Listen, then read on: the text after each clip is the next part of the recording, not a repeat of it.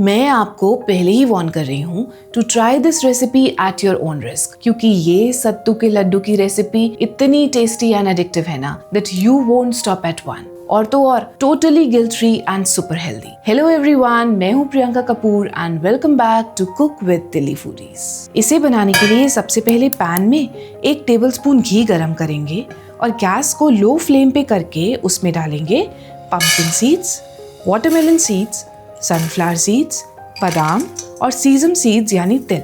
इन्हें अच्छे से मिला के लो फ्लेम पे ही 5 से 6 मिनट के लिए रोस्ट कर लेंगे।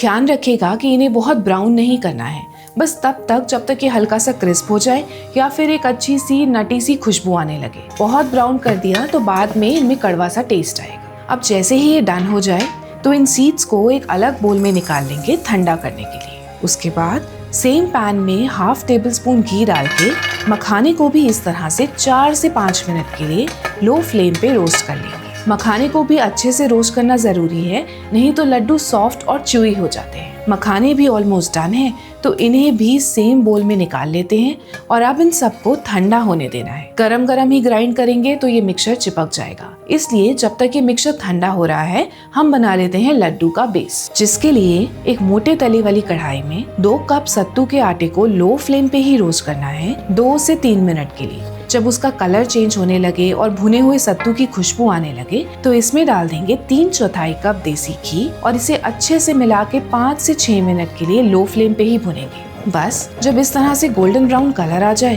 तो उसका मतलब है कि सत्तू अच्छे से भुन चुका है। तब गैस फ्लेम को बंद कर देंगे और इसे थोड़ा ठंडा होने देंगे। अब रोस्ट करे हुए सीड्स और मखाने भी ठंडे हो चुके हैं तो इन्हें एक मिक्सर जार में डालकर एक फाइन पाउडर बना लेंगे, बिल्कुल इस तरह से। इसके बाद इसी जार में चॉप करे हुए डेट्स ऐड करेंगे और उन्हें भी इसी नट्स पाउडर के साथ 2 से 3 बार पल्स ब्लेंड कर लेंगे। इससे मिक्सचर थोड़ा स्टिकी सा हो जाएगा और लड्डू को बाइंड करने में हेल्प करेगा। और फाइनली जब सत्तू का मिक्सचर वार्म हो, ना गर्म ना बिल्कुल ठंडा, तो ये नट स्टेट्स मिक्सचर उसमें डाल देंगे। ऊपर से डालेंगे इलायची पाउडर और सबको अच्छे से मिक्स कर लेंगे। और अब आता है सबसे सैटिस्फाइंग पार्ट। थोड़ा सा मिक्सचर हाथ में लेके उसे अच्छे से प्रेस करते हुए इस तरह से लड्डू बना लेंगे। मैंने इस मिक्सचर के अराउंड 18 से 20 लड्डू बनाए हैं और इन्हें स्टोर करने के लिए आप कोई भी एयर टाइट कंटेनर ले सकते हो। ये आराम से 15-20 दिन तक चल जाएंगे।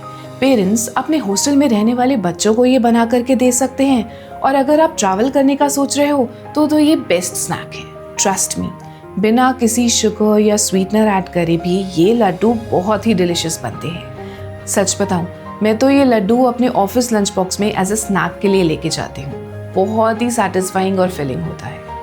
आई होप आपको ये हेल्दी लड्डू की रेसिपी अच्छी लगी होगी। So do share your feedback in the comment section. आज के लिए बस इतना ही, फिर मिलती हूँ आपसे कुछ दिनों में एक और हेल्दी और टेस्टी रेसिपी के साथ।